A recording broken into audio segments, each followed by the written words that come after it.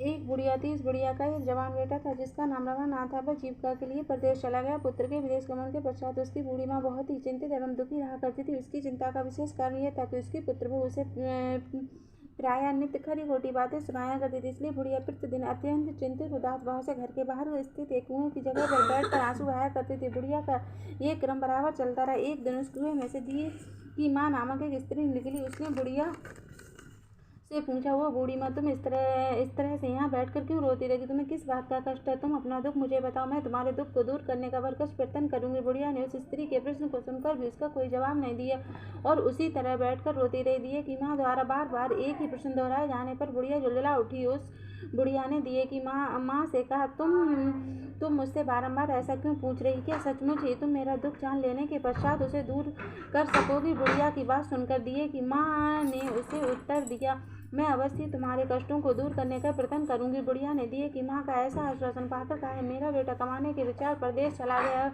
उसकी अनुपस्थिति के कारण मेरी बहू मुझे हमेशा बुरा भला कोसती रहती है। मुझे मेरे दुख का यही कारण। बुढ़िया की बात सुनकर दिए की माँ ने उससे कहा, यहाँ के मन में संकटा माता रहती है। तुम अपना दुख उन्हें सुनाकर कष्ट से छुटकारा पाने के लिए विनती करो। वे बहुत ही दयालु है। उन्हें दुखियों से बहुत अधिक सहानुभूति है। निसंतानों को संतानवान, निर्धनों को धनवान, निर्बलों को बलवान, अभागों को भागवान बनाती है। उनकी कृपा से कुंवारी कन्याओं को अपनी इच्छित वर की प्राप्ति होती है। रोगी अपने रोग से मुक्त हो जाता है। इसके अतिरिक्त और भी जो भी मनोकामना उन सबको पूरा करती हैं। दिए की माँ से ऐसी विलक्षण बातें सुनकर बुढ़िया संकटा जी के पास गई। उनके चरणों में गिरकर साष्टांग दंडवत करके विलाप करने लगी। संकटा जी ने दयार्थ होकर बुढ़िया से पूछा, बुढ़िया तुम किस दुख के कारण बराबर रोती रहती है? बुढ़िया ने कहा, हे माता, आप तो सब कुछ जानने वाली हैं, आपसे कुछ भी छिपा नहीं। यदि आप मेरे दुख को दूर कर दें तो मैं अपनी करुणा गाथा आपको सुनाऊं। उसकी बात सुनकर संकटा जी ने कहा, तुम पहले मुझे अपनी करुणा गाथा आपको सुनाओ। इस बात को सुनकर संकटा जी ने कहा, तुम पहले मुझे अपनी दुख तो बताओ। दुखियों के दुख दूर करना ही मेरा काम है। संकटा जी के ऐसे कहने पर बुढ़िया ने कहा, मेरा लड़का परदेश चला गया। उसके घर में ना रहने से मेरी बहू मुझे तरह तरह की बातें सुनाया करती। उसकी बातें सहन करने योग्य नहीं होती। इसी कष्ट के कारण मैं बेबस होकर बराबर रोया करती हूँ। बुढ़िया की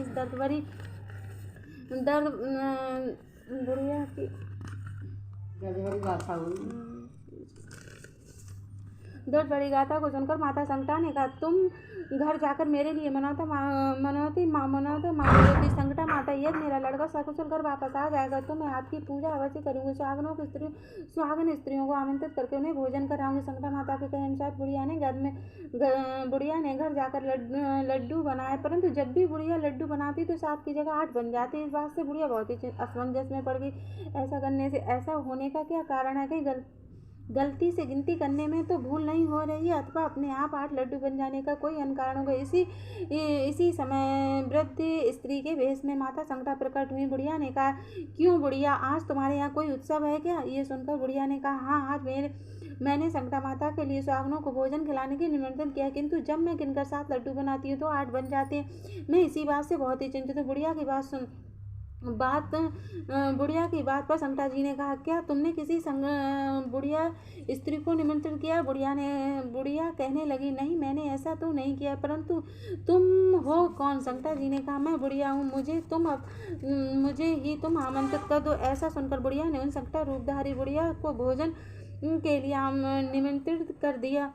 उसके बाद बुढ़िया के घर पर सभी आमंत्रित सुहागनें आ पहुंची। बुढ़िया ने सबको लड्डू तथा अन्य मिठाई आज से भोजन कराया, जिससे माता संकटा जी की कृपा से उस रमानाथ के मन में अपनी माता व अपनी स्त्री से मिलने की प्रबल इच्छा उत्पन्न हो गई तथा सुहागनों को भोजन करते ही उस बुढ़िया का लड़का परदेश से अपने घर आ गया। लड़के के आने की सूचना बुढ़िया को दी गई, लेकिन बुढ़िया अपने काम में लगी हुई थी। उसने कहा, लड़के को बैठने दो, मैं सुहागनें जमाकर अभी आती हूँ। लड़के की बहू ने पति आगमन का समाचार पाकर पति के स्वागत वहां से तुरंत प्रस्थान कर दिया। लड़के ने अपनी बहू को देखकर मन में विचार किया कि मेरी स्त्री मेरे प्रति कितना प्रेम करती है कि जो खबर पाते ही मुझसे मिलने के लिए चली आई। परंतु मेरी माता ने खबर पाकर भी अपने आने की बात न सोची। इधर जब पूजा का काम समाप्त हो गया, सभी सुहागनें भोजन करके अपने अपने घर को लौट गईं। तब बुढ़िया ने अपने बेटे से मिलने के लिए उसके पास आ पहुंची। माँ के आने पर लड़के ने पूछा, माँ तुम अब कहाँ रही। माँ ने उत्तर दिया, बेटा तुम्हारी कुशलता के लिए मैंने संकटा माता से मनौती मांगी थी,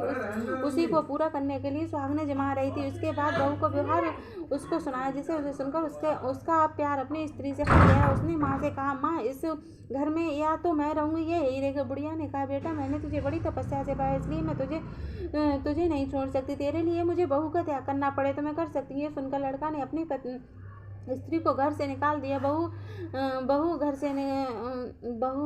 घर से निकल कर बाहर आई और बहुत ही दुखी मन से एक पीपल के पेड़ पर चढ़कर बैठ गई और रोने लगी।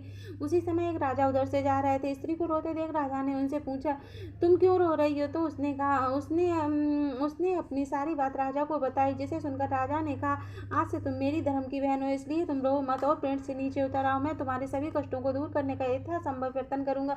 राजा के मुख से ऐसी बातें सुनकर वह स्त्री पेड़ से नीचे उतर आई और राजा के साथ उसके महल को चली गई। घर जाकर राजा ने अपनी रानी से सारा वृत्तांत सुनाया और कहा, देखो आज से ये मेरी धर्म की बहन है, इसको किसी तरह का कष्ट नहीं होना चाहिए। राजा के यहाँ पहुंचकर उस रमानाथ की स्त्री ने संकटा माता नियमित सुहागनों को बुलाकर भोजन कराया, लड्डू बनाकर बांध कर रानी को भी न्योता दिया। जब सभी सुहागनें लड्डू खाने लगी तो रानी ने कहा, मुझे तो रबड़ी मलाई स्वाद मिष्टान भी हजम नहीं होते, फिर ये पत्थर सरीखे कठोर लड्डू कैसे हजम होंगे। ऐसी अवहेलना पूर्वक बातें सुनकर रानी ने लड्डू खाने से इनकार कर दिया। संकटा माता की कृपा से सुहागनों के खाते ही उस स्त्री का पति अपने घर से उसको लेने के लिए आ गया और अपनी पत्नी को माता संकटा की पूजा करते हुए देखा तो संकटा माता को हाथ जोड़कर उसने अपनी पत्नी से कहा, मेरे अपराध को क्षमा करो। तब पत्नी ने कहा, हे पतिदेव, इसमें किसी का कोई दोष नहीं है, आप मेरे ईश्वर के रूप में हैं और मेरे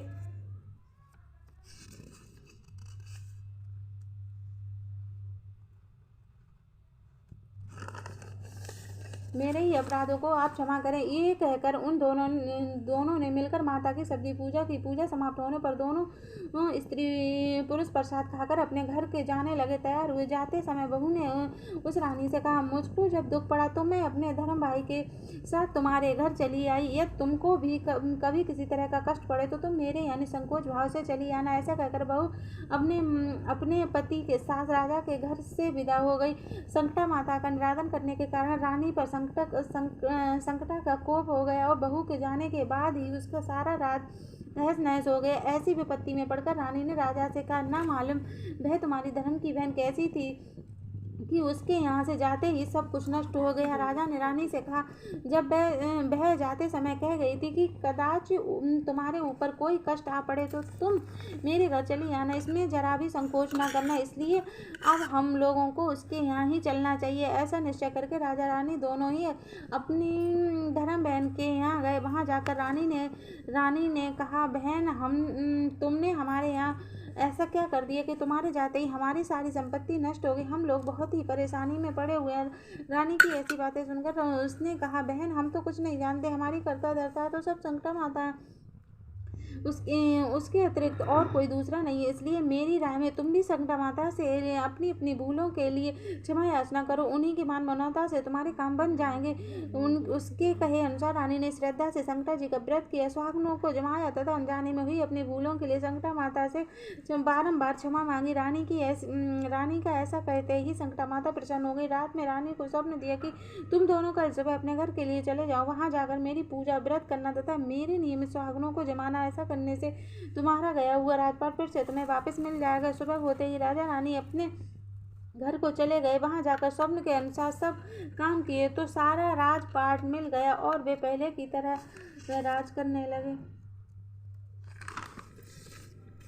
जगत जननी जगदम्बिके अरज सुनो अब मोर, बंदो पदु नासे विनय करो कर जोर। जय जय जय संकटा भवानी, कृपा करो मोपे महारानी। हाथी कड़ कुटी विकराला, रणनयन कुंडल माला। कानन कुंडल की छब भारी, से मन होत सुकारी के हर वाहन है तब माता संकट निवारो जन जन त्राता आयो शरण तुम्हारी अम्बे अभय करो मोको जगदम्बे शरण आए जो तुम्हें पुकारा बिन विलम्ब तुम ताहे उबारा वीर पड़ी भक्तन पर जब जब करी साय मात तुम तब तब रक्त बीज दानव तुम मारे शुंभ शुंभ के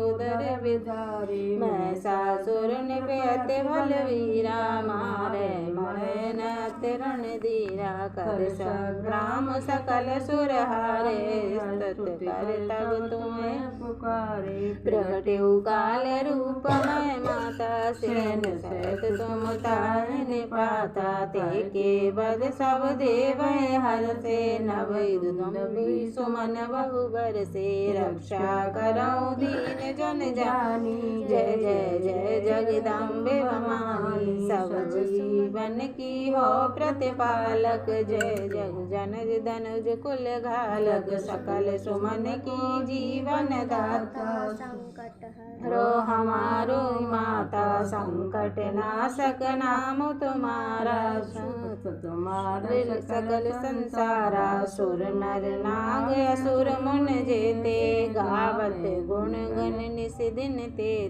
योगी निस्वासर तब ध्यावे तदप तुम्हार अंत न पावे अतुल तेज मुख पर छब सोहे निरख सकल सुर नर मन मोहे चरण कमल में शीश झुकाऊं पाए कह नीति मनाऊं नीति नीति तय वेद ना सत्य स्वरूप तुम्हार न जाना भवानी तुम्हारे अनेक भवानी सुमिरत नाम कटे दुख भारी सत्य बात ये वेद उचारी नाम तुम्हारे लेत जो कोई ताको वह संकट न होए संकट आने पर जो कवई नाम लेत बिन सत है तवई प्रेम सहित जो जपे हमेशा ताके तन न रहे कलेशा शरणागत होए जन आवे मन वांछित फल तुरंत पावे रण चंडी बने असुर सहारा बंधन काट की छुटकारा नाम सकल कल कलश न सावन सुमिरत सिद्ध होए नर पावन सोसर पूजन करे जो कोई इच्छित फल पावत नर सोई जो नारी सिंदूर चढ़ावे तासो स्वाग चल हो जावे पुत्र हेत जो पूजा करही संतत सुख निश्चय सोलही और कामना करे जो कोई ताके घर सुख संपत्ति होई निर्धन नर जो शरण में आए सो निश्चय धनवान कहाए रोगी रोग मुक्त हो जावे जब चरणन को ध्यान लगावे सब सुख खाने तुम्हारी पूजा ये समोरे उपाय न दूजा पाठ करे संकट चालीसा ते पर कृपा करे गौरी सा पाठ करे और सुने सुनावे बाको सब संकट मिट जावे कहाँ तक मैं माँ कहूँ तुम्हारी हरो वेग मोह संकट वारी ममकारज सब पूरन कीजे दीन जान मोह अभय करीजे तो बिनवूँ मैं बारंबार क्षमा सकल अपराध हमारा मात संकटा नाम तब संकट हरो हमार होय प्रसन्न निज दास पर लीजे मोय विसार संत शरण को तनत सुनाम देवरिया मंडल बसे धाम मजोली ग्राम रचा चालीसा नासिर करो दया अविलंब मार्ग शीश की पूर्णिमा कृपा करो जगदम्ब जय संकटा माता मैं जय संकटा माता जो जन तुमको धाता सोई फल पाता माई जय माता बुद्धि विधाता तू जग माता सबके कारज सिद्ध करे मैया सबके कारज सिद्ध करे। ब्रह्मा वेद पढ़े तेरे द्वारे शिव शंकर जय जयकार करे। माई जय संकटा माता माई जय संकटा माता शेर पीठ पर चढ़ी संकटा भक्तों के भंडार भरे मैया भक्तों के भंडार बड़े बड़े बड़े दानव तुमने मारे अपने जन के काज करे। माई जय संकटा माता माई जय संकटा माता कहीं कहीं संकटा जय संकटा माता माई जय संकटा माता तेरे दर्श की आस है मुझको दे दर्शन कल्याण करे। माई जय संकटा माता इसीलिए हम हाथ जोड़ तेरे द्वार खड़े। माई जय संकटा माता माई जय संकटा माता कहीं पे दुर्गा कहीं माँ लक्ष्मी कहीं संकटा माता माई जय संकटा माता माई जय संकटा माता रूप अनंत तुम्हारे भवानी वरनों कैसे मैं अज्ञानी। माई जय संकटा माता माई जय संकटा माता सवा शेर या सवा पाँव की पिंडी बनावे सात सुहागिन दो कन्यन को जिमावे मम इच्छा पूरी कर। माई जय माता माई जय संकटा माता लिखी फकीर चंद्र ने आरती 3 बार जो नर नारी गावे 5 पुत्र होए अति बलवाना नाम बाजपन खो जाता। माई जय संकटा माता माई जय संकटा जो जन तुमको दाता सोई फल पाता। माई जय संकटा माता बोलो संकटा माता की जय।